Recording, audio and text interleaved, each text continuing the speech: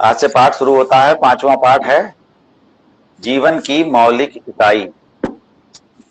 और द जीवन की मौलिक फंडामेंटल इकाई किसे यूनिट्स ऑफ कहते हैं? लाइफ। हाँ, फंडामेंटल यूनिट ऑफ लाइफ। जीवन की मौलिक इकाई। और जीवन की मौलिक इकाई किसे कहते हैं? कोशिका को। कोशिका यानी सेल। कोशिका यानी सेल को कहते हैं हम जीवन की मौलिक इकाई। ये कहलाती है कोशिका। अंग्रेजी में इसको कहते हैं सेल। ठीक। तो ये सेल क्या होती है? पहले बताओ सजीव क्या होते हैं? सजीव किन्हें कहते हैं बताओ? सर जिसमें जीवन होता है वो सजीव होते हैं। जिसमें जीवन होता है वो सजीव होते हैं। जी सर। और जीवन क्या होता है? सर जैसे कि कोई जो वस्तु सर कोई चीज काम कर रही है, जैसे कि सर पेड़ है वो सर सजीव है। और जो सर वो कौन सा काम लकड़ी की करता है? बन सजीव है। सर वो बड़ा हम नहीं लोग होता। सजीव हैं। हम सभी सजीव हैं। जी सर। और पेड़? पेड़ भी जी सर वो भी सजीव सजीव है। है। तो तुम कैसे पहचानोगे कि कोई चीज जो है वो सजीव है कि निर्जीव है? सर वो बड़ा नहीं होता, अपना कार्य सर करता काम करते हैं। बड़ा बड़ा नहीं होता का क्या मतलब? जी अगर कोई चीज सजीव है तो तुम उसमें क्या देखोगे? उसमें देखोगे कि उसमें जीवन के लक्षण हैं कोई या नहीं, यही तो देखोगे। जी। तो सजीवों के क्या क्या लक्षण होते हैं बताओ? जीवन के हैं? सजीवों के क्या क्या लक्षण होते हैं? तुम जिंदा हो, क्यों जिंदा हो? क्योंकि क्यों सर तुमको जिंदा कहा जाए? तुमको जिंदा क्यों कहा जाए ये बताओ? क्योंकि हम सांस लेते हैं सर जी। तुम सांस लेते हो एक बात, और सर जी हम ऑक्सीजन ग्रहण करते हैं और CO2 अरे वो तो एक ही छोड़ते बात, हैं। वो तो एक ही बात हो गई, वो तो सांस लेना ही हो गया। ऑक्सीजन ग्रहण करते वो तो सांस लेना ही हो गया। खाना खाते हैं और वर्कआउट भोजन करते हैं, भोजन करते हैं, चलते फिरते हैं, हैं? तो ये सब लक्षण जिसमें दिखाई देते हैं, विभिन्न प्रकार के कार्य करते हैं, तो ये सब लक्षण जिसमें दिखाई देते हैं, ऐसे जीवों को हम, ऐसे पदार्थों को हम कहते हैं सजीव। और जिनमें इस तरह के लक्षण नहीं दिखते हैं उनको कहते हैं निर्जीव। एक लक्षण और होता है सजीवों का जो किसी भी निर्जीव में नहीं होता। माइक जरा आपने सब लोग बंद कर लो। जब बोलना हो उस समय खोलो भी तुरंत बंद कर दिया करो, क्योंकि उससे आवाज जो है डिस्टरबेंस होने लगती है। अब बंद हो गई डिस्टरबेंस। तो जितने भी सजीव हैं उनका एक अति विशिष्ट लक्षण होता है जो किसी भी निर्जीव में नहीं पाया जाता है। तो वो लक्षण होता है कोशिकाओं की उपस्थिति। यानी जीवों का शरीर जो होता है वो छोटी छोटी कोशिकाओं से मिलकर के बनता है। जैसे एक दीवार की रचना कैसे होती है? छोटी छोटी ईंटों को मिलने से एक दीवार बन जाती है, पूरी बनती है ना, या पूरा मकान बन जाता है उसी तरीके से छोटे छोटे ईंटें जोड़ करके। तो उसी प्रकार से छोटी छोटी कोशिकाएं जुड़ करके हमारा पूरा शरीर बना देती हैं। छोटी छोटी कोशिकाएं जो होती हैं वो मिलकर के हमारा पूरा शरीर बना देती हैं। तो ये होती हैं कोशिकाएं, जो कि किसी निर्जीव में ऐसी चीज वस्तु नहीं पाई जाती है। ऐसी कोई भी संरचना किसी निर्जीव में नहीं पाई जाती। निर्जीव जो होते हैं वो कणों से मिलकर के बने होते हैं, छोटे छोटे कण से मिलकर के बनते हैं। जैसे ये चौक है, क्या है? निर्जीव है। तो ये कैसे बनी है? इसमें चौक के छोटे छोटे कण हैं, आपस में सब चिपके हुए हैं। इसको अगर हम फोड़ दें तो क्या होगा? सब पाउडर बन जाएगा, ये सब कण उसके अलग अलग हो जाएंगे। तो निर्जीव जो होते हैं उनकी रचना अणुओं से मिलकर के होती है या कणों से मिलकर के होती है, जबकि जीवों के शरीर की रचना जो होती है वो छोटी छोटी कोशिकाओं के मिलने से होती है। तो कोशिका किसे कहते हैं?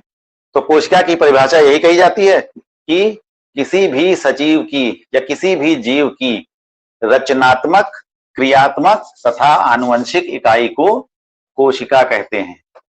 रचनात्मक इकाई कहलाती है, क्रियात्मक इकाई कहलाती है और आनुवंशिक इकाई भी कहलाती है।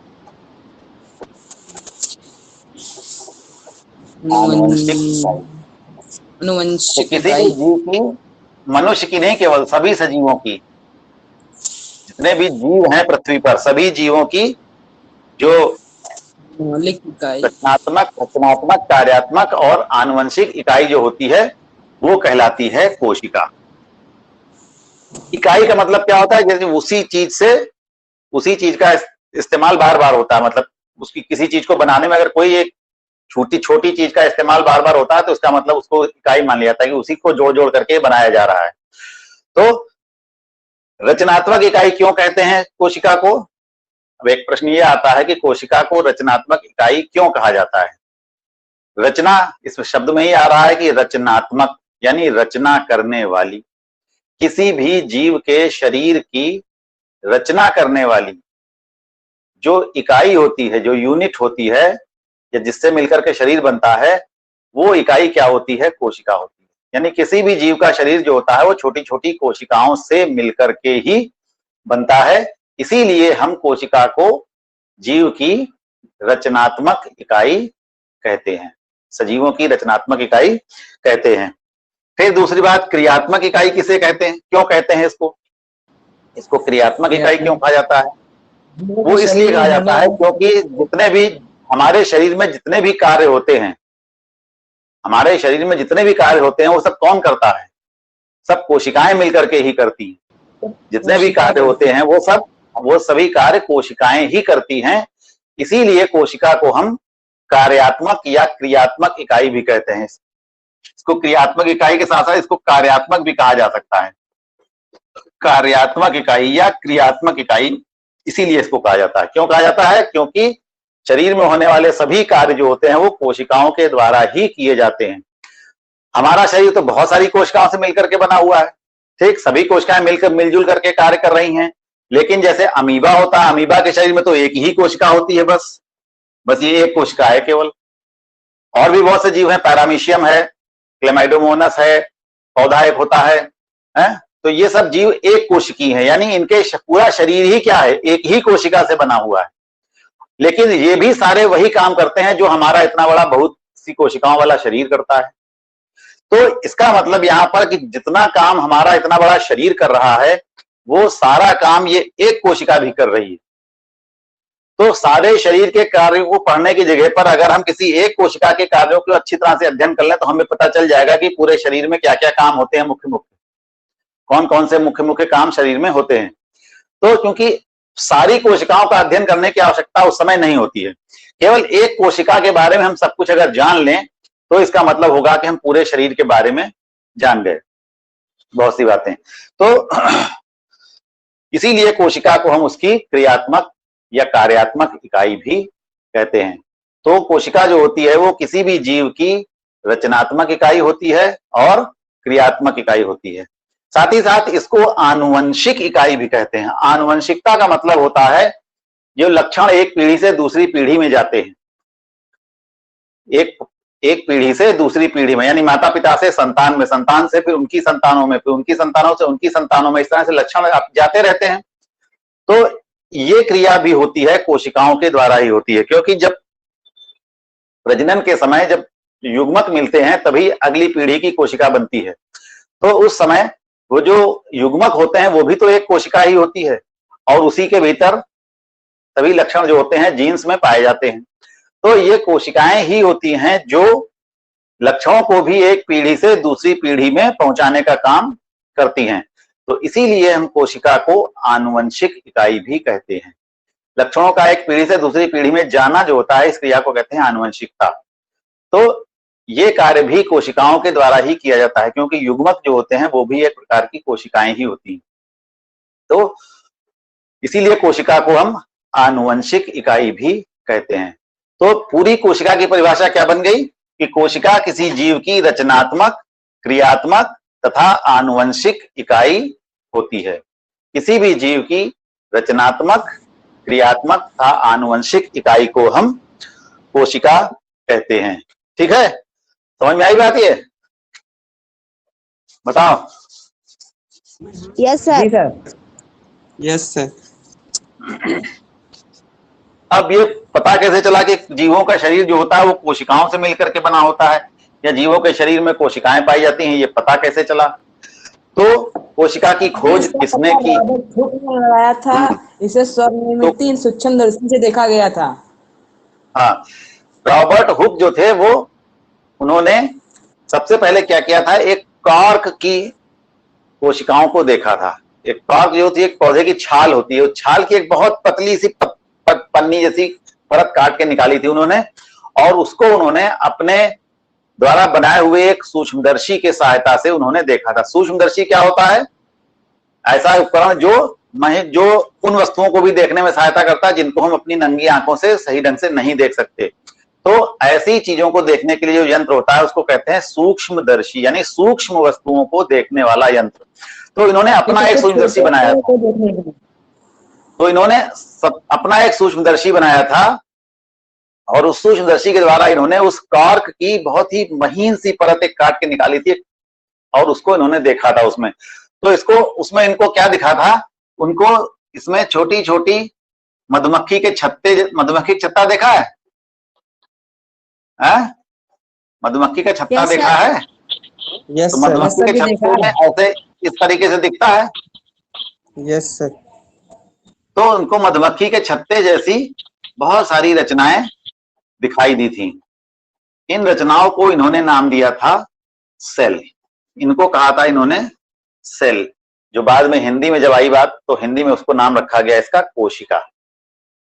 इन्होंने जो नाम रखा था वो नाम रखा था सेल, क्योंकि अंग्रेजी में नाम रखा था, क्योंकि अंग्रेज थे। तो और इन्होंने क्यों रखा था? कि लैटिन भाषा में एक शब्द होता है, लैटिन भाषा का एक शब्द होता है सेल्यूला। लैटिन भाषा का एक शब्द है सेल्यूला। तो सेल्यूला शब्द का अर्थ होता है छोटी छोटी कोठरियां, स्मॉल चैम्बर्स, छोटे छोटे कोष्ठ या छोटी छोटी कोठरियां या छोटे छोटे कमरे। तो इनको यही दिखा था कि छोटी छोटी ये क्या है, सब कोठरियां जैसी हैं, छोटी छोटे कोष्ठ हैं। तो इसीलिए इस सेल्यूला शब्द से मिलता जुलता इन्होंने शब्द इसका रख दिया सेल। ठीक। और सेल जो है बाद में जब हमारी हिंदी में आया तो उसको कोशिका कहा गया। तो ये कोशिका शब्द यानी सेल शब्द जो है वो कहां से बना है? लैटिन भाषा के शब्द सेल्यूला से बनाया गया है। हाँ, सेल्यूला को थोड़ा शॉर्ट कर दिया गया तो सेल शब्द बनाया। तो इस प्रकार से ये काम कब हुआ था? किसने किया था? रॉबर्ट हुक ने। कोशिका की खोज सबसे पहले किसने की थी? रॉबर्ट हुक ने। यानी जीवों का शरीर कोशिकाओं से मिलकर के बना होता है, तो ये कोशिकाएं सबसे पहले किसने देखी थी? रॉबर्ट हुक ने देखी थी सन 1665 में। बहुत इंपॉर्टेंट प्रश्न है, 1 नंबर का पूछा था कि कोशिका की खोज किसने की थी? तो कोशिका की खोज किसने की थी? कोशिका की खोज रॉबर्ट हुक ने की थी और 1665 में की थी। अच्छा, तो इन्होंने जो देखा था वो चूंकि जो पेड़ की छाल होती है वो डेड होती है, मृत होती है, यानी उस छाल की जो कोशिकाएं होती हैं उनमें जीवन नहीं होता है, वो मर चुकी होती हैं। तो छाल जो होती है वो मरी हुई होती है। तो इसलिए जो इन्होंने कोशिकाएं देखी थी, सर जी निर्जीव कोशिका इसको बोलेंगे? निर्जीव नहीं कहेंगे, निर्जीव और मृत में फर्क होता है। निर्जीव वे पदार्थ होते हैं जो कभी भी जीवित ना रहे हों, जैसे पत्थर क्या पहले कभी जीवित था? नहीं। ये चौक क्या कभी जीवित थी? नहीं जीवित थी। दीवार कभी जीवित थी? तो ये निर्जीव हैं। लेकिन जो पहले कभी जीवित हो लेकिन अब जीवित ना रह गए हो तो उनको हम कहते हैं मृत, डेड। डेड वही होगा जो पहले जिंदा होगा। अगर कोई गाय मरी हुई पड़ी तो क्या कहोगे तुम उसको? मरी हुई गाय कहोगे, निर्जीव गाय नहीं कहेंगे उसको हम। मरी हुई क्यों कहेंगे? क्योंकि वो पहले जिंदा थी जी। तो पहले जो कोशिकाएं जो थी वो जीवित होती हैं, शुरुआत में जब बनती हैं तब जीवित होती हैं, धीरे करके बाद में कोशिकाओं में इतना ज्यादा पदार्थ जमा हो जाता है, अभी आगे पढ़ोगे, तो वो इनका सारा जो इनके भीतर जीवद्रव्य होता है वो सब खत्म हो जाता है। जीवद्रव्य के बारे में भी अभी पढ़ाएंगे इसी में। तो ये कोशिकाएं क्या होती हैं? मृत हो जाती हैं। मृत शब्द का मतलब ही है कि वो पदार्थ पहले जीवित था। ठीक है। तो इन्होंने जो कोशिकाएं देखी थी वो कोशिकाएं कैसी थी? मृत कोशिकाएं थी। यानी इन कोशिकाओं के भीतर उनको कुछ नहीं दिखाई दिया, ये खाली दिखाई दी कोशिकाएं एकदम। फिर इसके बाद एक वैज्ञानिक थे एंटोनी वॉन ल्यूवेनहॉक। उन्होंने क्या किया? एक सूक्ष्मदर्शी के द्वारा तालाब के पानी का अध्ययन कर रहे थे वो, तो उन्होंने उसमें कुछ कोशिकाएं, एक कोशिकीय जीव तैरते हुए देखे, कुछ एक कोशिकीय जीव तैरते हुए देखे। कौन से वैज्ञानिक थे ये? एंटोनी वॉन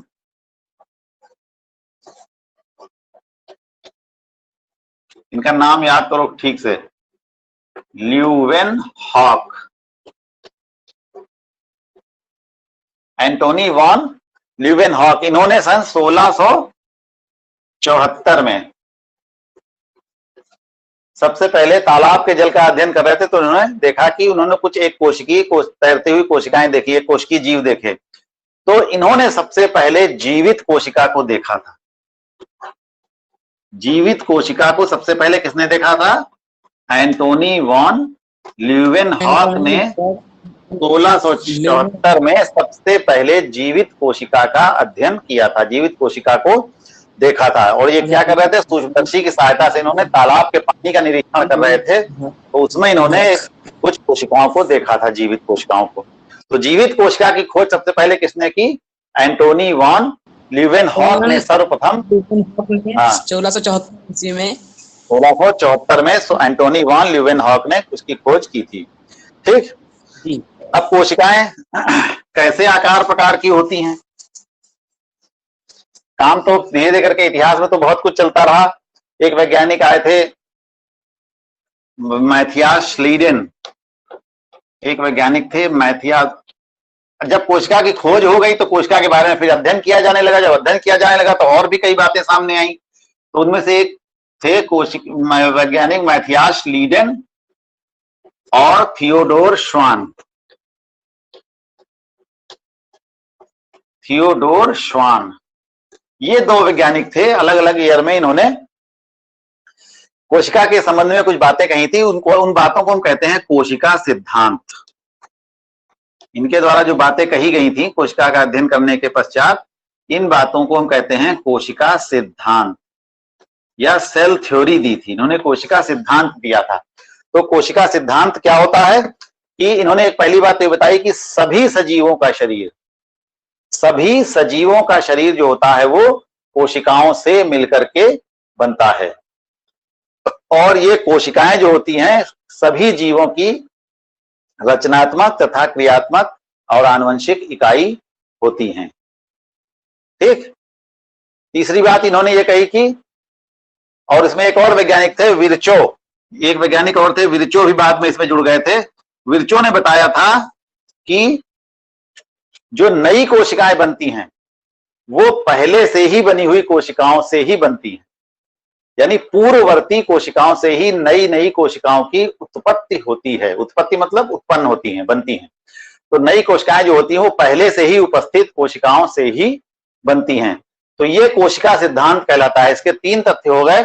पहला तथ्य ये हो गया कि सभी सजीवों का शरीर कोशिकाओं से मिलकर बना होता है। दूसरा तथ्य हो गया कि कोशिका जो होती है वो जीवों की रचनात्मक तथा क्रियात्मक इकाई होती है। तीसरा तथ्य हो गया कि नई कोशिकाओं की उत्पत्ति जो होती है वो पूर्ववर्ती कोशिकाओं के द्वारा ही होती है। तो ये 3 तथ्य जो ऐसे थे इनको कोशिका सिद्धांत के नाम से जाना गया। तो कोशिका सिद्धांत कहते हैं इसको। और ये किसने दिया था? मैथियास लीडेन तथा थियोडोर श्वान ने दिया था। ठीक है, तो ये कहलाता है कोशिका सिद्धांत। फिर धीरे धीरे और खोज चलती रही कोशिका के बारे में। तो एक वैज्ञानिक और थे जिन्होंने कोशिका के भीतर, जैसे ये कोई कोशिका है तो कोशिका के भीतर एक गोल गोल सी रचना देखी। और भी बहुत सारी कोशिकाएं इन्होंने देखी तो देखा सभी कोशिकाओं में पाई जाती है ये। फिर आगे अध्ययन हुआ तो पता हुआ इस रचना को नाम दिया गया केंद्रक। इसको कहते हैं केंद्रक या न्यूक्लियस। इसको अंग्रेजी में कहते हैं न्यूक्लियस या केंद्रक। सभी जीवित कोशिकाओं में केंद्रक अवश्य पाया जाता है। केंद्रक अवश्य पाया जाता है। किसी कोशिका में वो दिखाई देता है और किन्हीं कुछ कोशिकाएं ऐसी भी होती है जिनमें वो दिखाई नहीं देता है। अभी आगे बताएंगे। तो सबसे पहले केंद्रक को किसने देखा था? तो एक वैज्ञानिक थे रॉबर्ट ब्राउन। ये भी फिर कोशिकाओं पर अध्ययन शुरू हो गया। जब कोशिकाओं की खोज हो गई तो उनके बारे में अध्ययन करना शुरू कर दिया विभिन्न वैज्ञानिकों ने। तो एक वैज्ञानिक थे रॉबर्ट ब्राउन। इन्होंने 1831 में पता लगाया कि कोशिका के भीतर एक गोलाकार संरचना पाई जाती है जिसको कि हम केंद्रक कहते हैं, और कोशिका के भीतर जितने भी काम होते हैं, कोशिका जितने भी कार्य करती है, इन सब कार्यों पर नियंत्रण कौन रखता है? ये केंद्रक ही करता है। इन सभी कार्यों का नियंत्रण केंद्रक ही करता है। जैसे तुम्हारे घर में जो कुछ भी काम काज होते हैं सबका नियंत्रण कौन करता है? सबको कौन कंट्रोल में रखता है? पापा तुम्हारे, या बाबा होंगे तो बाबा दादी रखते हैं सबके ऊपर नियंत्रण। तो इसी प्रकार से, या स्कूल में कौन नियंत्रण रखता है सारी चीजों पर? प्रिंसिपल, प्रधानाचार्य होता है। वैसे ही प्रदेश में कौन नियंत्रण रखता है? मुख्यमंत्री। पूरे देश में कौन नियंत्रण रखता है? प्रधानमंत्री। तो उसी प्रकार से कोशिका के भीतर भी बहुत सारे कार्य ऐसे होते हैं जिन पर नियंत्रण रखना होता है, जिनको कंट्रोल करना होता है। तो उन पर कंट्रोल करने के लिए कौन सा अंग होता है? कोशिका के भीतर एक अंगक पाया जाता है, उसको कहते हैं केंद्रक। ठीक, तो ये केंद्रक की खोज किसने की थी? रॉबर्ट ब्राउन ने की थी। ये भी प्रश्न बहुत इंपॉर्टेंट है कि 1 नंबर के प्रश्न में कि केंद्रक की खोज किसने की थी। तो केंद्रक की खोज किसने की थी? रॉबर्ट ब्राउन ने सन 1831 में केंद्रक की खोज की थी। फिर साथ ही साथ इसमें एक चीज और देखी गई कि इसके भीतर देखा गया कि जो जीवित कोशिकाएं होती हैं उनके भीतर एक प्रकार का तरल पदार्थ पाया जाता है, पानी जैसा पदार्थ पाया जाता है। और अगर किसी कोशिका में जिसमें यह पदार्थ होता है वही कोशिका जीवित होती है, और जिस पदार्थ नहीं पाया जाता है वो कोशिका जीवित ही नहीं होती है। तो इसीलिए इस पदार्थ को नाम दिया गया जीव द्रव्य। जीव द्रव्य, या अंग्रेजी में कहते हैं प्रोटोप्लाज्म। यानी कोशिका के भीतर एक प्रकार का तरल पदार्थ पाया जाता है। इस तरल पदार्थ की उपस्थिति में ही कोशिका जीवित होती है। अगर किसी कोशिका के भीतर ये तरल पदार्थ नहीं है तो इसका अर्थ है कि वो कोशिका अब जीवित नहीं है। तो इस पदार्थ को नाम दिया गया जीव द्रव्य। जीव द्रव्य इसलिए नाम दिया गया क्योंकि इसी की उपस्थिति में कोशिका में जीवन के लक्षण दिखते हैं, यानी जीवन होता है। अगर ये पदार्थ है तो कोशिका जीवित है, इसीलिए इस पदार्थ को नाम दिया गया जीव द्रव्य। इंग्लिश में इसको कहते हैं प्रोटोप्लाज्म। ठीक, और इसको जीव द्रव्य नाम किसने दिया था? ये वैज्ञानिक थे J.E. पुरकिंजे। J.E. पुरकिंजे नाम के वैज्ञानिक थे। इन्होंने जो है वो इसको नाम दिया था 1839 में। जीव द्रव्य नाम दिया था इसको। पता तो चल गया था कि ये पदार्थ जैसा पाया जाता है, लेकिन इसको सर्वप्रथम जीव द्रव्य नाम किसने दिया था? J.E. पुरकिंजे नामक वैज्ञानिक ने सन 1839 में इस पदार्थ को नाम दिया था जीव द्रव्य। ठीक है, तो इतना समझ में आया? समझ में आ रहा है कि नहीं? समझ में आता है। जहां समझ में ना आए बता देना। फिर तो ये तो हो गया कोशिका के इतिहास के बारे में कि ये सब चीजें और भी खोजें होती रही, तरह तरह की चीजें मिलती रही। तो और इसमें बाद में देखा गया कि कोशिका के भीतर और भी छोटी छोटी चीजें पाई जाती हैं और कुछ और अंग पाए जाते हैं। तो क्योंकि ये अंग है नहीं, कोशिका के भीतर पाए जाना, इसलिए इनको अंग ना कह करके अंगक कहा जाता है, क्योंकि अंग दूसरी चीज होती है, आगे बताया जाएगा। तो इनको क्या कहा जाता है? अंगक या ऑर्गेनेल। अंग को कहते हैं ऑर्गेन, इसको कहते हैं ऑर्गेनेल। तो कोशिका के भीतर बहुत सारी जीवित चीजें पाई जाती हैं जो विभिन्न प्रकार के कार्यों को करती हैं। कोशिका के भीतर जीवित पदार्थ भी होते हैं और अजीवित पदार्थ भी होते हैं। जीवित पदार्थ वो होते हैं जिनके भीतर विभिन्न प्रकार के कार्य होते हैं, वो जीवित कहलाते हैं। और इन कार्यों को करने के लिए जो पदार्थ होते हैं वो सब निर्जीव होते हैं, तो उनको अजीवित पदार्थ कहते हैं। तो ये सब मिला करके बन जाता है जीव द्रव्य। तो बाद में और भी खोजे, इसके भीतर बहुत सारी चीजें पाई गई, अभी आगे पढ़ाएंगे, जो कोशिका की रचना पढ़ाएंगे।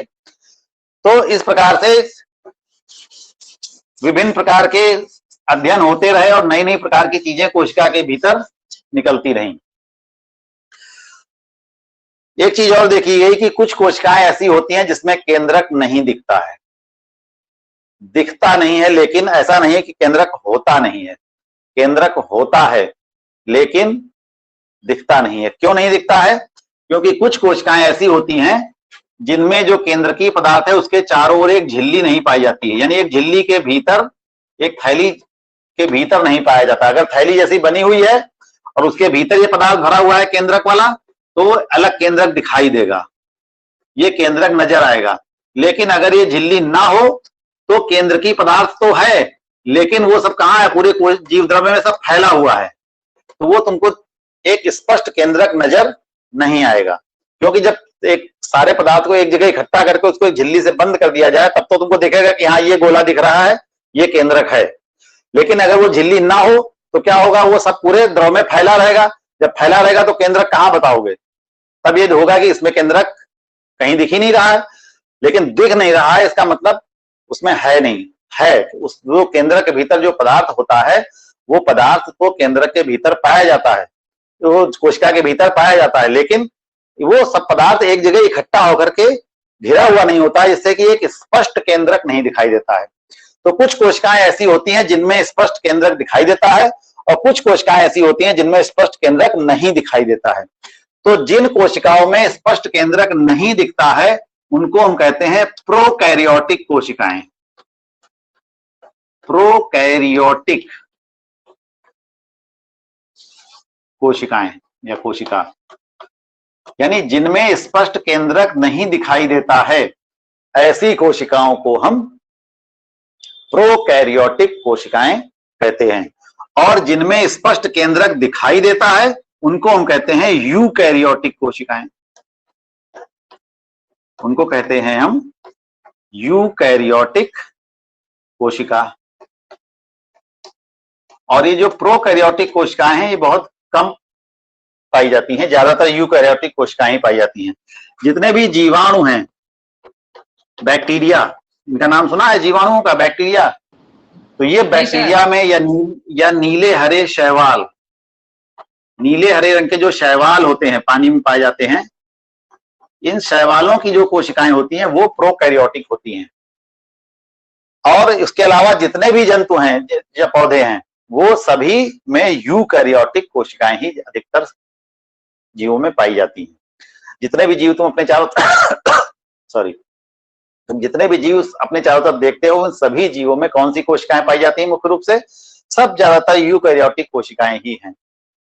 और जीवाणु और नीले हरे शैवाल और कुछ हैं और भी अन्य पौधे या जंतु जिनमें प्रोकैरियोटिक कोशिका पाई जाती है। तो प्रोकैरियोटिक कोशिका क्या है? जिसमें स्पष्ट केंद्रक नहीं दिखता है, केंद्र की पदार्थ पूरे द्रव में फैला होता है, पूरे जीव द्रव में फैला रहता है, उसको कहते हैं प्रोकैरियोटिक कोशिकाएं। और जिनमें स्पष्ट केंद्र दिखता है यानी समस्त केंद्र की पदार्थ एक जगह इकट्ठा हो जाता है, उसके चारों ओर एक आवरण बन जाता है जिससे कि एक निश्चित केंद्रक दिखाई देता है। यूकैरियोटिक का मतलब होता है सत्य केंद्रक, जिसमें सत्य केंद्रक पाया जाता है, ट्रू केंद्रक, ट्रू न्यूक्लियस पाया जाता है, यानी वास्तविक केंद्रक दिखता है, उसको हम कहते हैं यूकैरियोटिक कोशिकाएं। बाकी सभी जीवों में यूकैरियोटिक कोशिकाएं पाई जाती हैं। तो इतना समझ में आया आज? बताओ। Yes sir. Yes sir.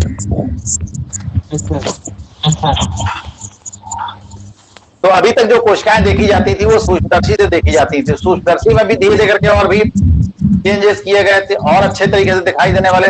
तो एक सूक्ष्मदर्शी बनाया गया था, इलेक्ट्रॉन सूक्ष्मदर्शी। इलेक्ट्रॉन सूक्ष्मदर्शी बनाएगा जिससे हम कोशिका के बहुत गहराई से अध्ययन कर सकते हैं। कोशिका के भीतर भी हम उन चीजों को देख सकते हैं जिनको हम संयुक्त सूक्ष्मदर्शी की सहायता से स्पष्ट नहीं देख सकते हैं। उन वस्तुओं को भी कोशिका के भीतर हम आसानी से साफ साफ देख सकते हैं। तो ऐसा सूक्ष्मदर्शी जो बनाया गया है उसको कहते हैं इलेक्ट्रॉन सूक्ष्मदर्शी। तो इलेक्ट्रॉन सूक्ष्मदर्शी की खोज किसने की थी? सबसे पहले ये इलेक्ट्रॉन सूक्ष्मदर्शी किसने बनाया? इलेक्ट्रॉन सूक्ष्मदर्शी बनाया था नॉल एवं रुस्का। नॉल, इसकी स्पेलिंग है KNOLL, और तथा रुस्का, एक दूसरे वैज्ञानिक थे रुस्का, RUSKA। नॉल तथा रुस्का नाम के वैज्ञानिक थे जिन्होंने 1932 में इलेक्ट्रॉन सूक्ष्मदर्शी बनाया था, 1932 में। और इससे पहले एक सूक्ष्मदर्शी बनाया गया था जिसको कहते हैं संयुक्त सूक्ष्मदर्शी। तो संयुक्त सूक्ष्मदर्शी का आविष्कार किसने किया था? संयुक्त सूक्ष्मदर्शी जो था वो बनाया था जैकेरियस जॉनसन ने। जैकेरियस जॉनसन जैनसन था, जॉनसन नहीं था, जैकेरियस जैनसन। जैकेरियस जैनसन ने संयुक्त सूक्ष्मदर्शी बनाया था। और नाओलियम रस्का ने क्या बनाया था? इलेक्ट्रॉन सूक्ष्मदर्शी। नाओलियम रस्का ने इलेक्ट्रॉन सूक्ष्मदर्शी बनाया था। और जो संयुक्त सूक्ष्मदर्शी है, बहुत सी चीजें हैं, कुछ चीजों को हम संयुक्त सूक्ष्मदर्शी की सहायता से नहीं देख सकते हैं ठीक से, तो उनको देखने के लिए फिर इसमें और संशोधन किए गए और इसको थोड़ा सा वो किया गया, उसमें और खोज की गई, तब बना इलेक्ट्रॉन सूक्ष्मदर्शी। इलेक्ट्रॉन सूक्ष्मदर्शी की सहायता से हम कोशिका के भीतर उन वस्तुओं को भी देख सकते हैं जिनको हम संयुक्त सूक्ष्मदर्शी की सहायता से नहीं देख सकते हैं। तो इस प्रकार से इतना समझ में आया आज? बताओ। Yes sir, yes sir. ठीक है, बस आज फिर इतना ही। अब इसके आगे फिर अब हम कल पढ़ाएंगे।